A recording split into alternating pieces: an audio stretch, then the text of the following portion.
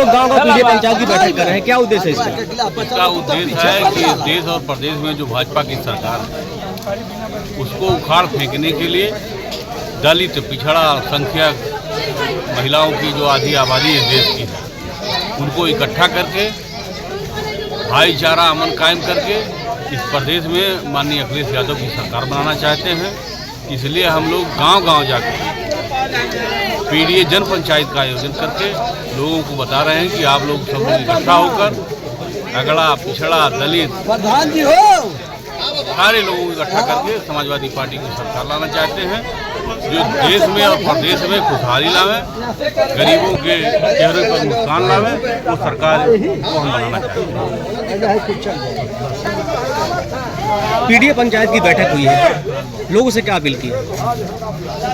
देखिए पीडीए पंचायत का मतलब है बाबा साहेब के मान पर हो चर्चा और घर घर बटे पीडीए का बच्चा।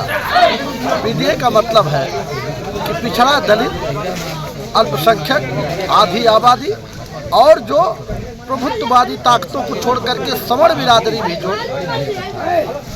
सांप्रदायिक ताकतों से लड़ते हैं वह लोग भी इसमें शामिल हैं। ये कार्यक्रम चल रहा है गांव-गांव कि सब लोग एकजुट होकर के भारतीय जो डबल इंजन की सरकार है, जो आताताई सरकार है, जो गरीबों को सता रही है, शोषितों को सता रही है, वंचितों को सता रही है, उनको उखाड़ कर फेंक दिया जाए। इस चीज को लेकर के ये पीडीए पंचायत गांव-गांव चल रही है। आपका एक पोस्टर काफी वायरल हुआ था, उसी को हम फिर आपसे सवाल कर रहे हैं, 27 का सत्ताधीश कौन? माननीय तो क्लियर है, 27 का सत्ताधीश उसी के लिए तो ये काम हो रहा है। 27 के सत्ताधीश के लिए ये पीडीए पंचायत हो रही है। क्या गठबंधन में फिर लड़ेंगे आप लोग? गठबंधन से फिर लड़ेंगे आप लोग? ये तो राष्ट्रीय अध्यक्ष जी बताएंगे। जैसे दिल्ली में चुनाव हुआ है, सभी लोग अलग अलग पार्टी, राष्ट्रीय अध्यक्ष जी का प्रकरण है, हमारा नहीं है। सदन में जो वो तय करेंगे, हम कार्यकर्ता है उसका पालन करेंगे। सदन में भाषा को लेकर काफी चर्चा हो रही है, हिंदी, उर्दू, इंग्लिश को लेकर के, इस पे क्या कहेंगे? ये तो तानाशाही है। हमारे नेता प्रतिपक्ष हैं माननीय माता प्रसाद पांडे जी, उन्होंने एक भाषा को नहीं कहा था, उन्होंने कहा था कि हिंदी के साथ साथ संस्कृत और उर्दू भी जोड़ लिया जाए।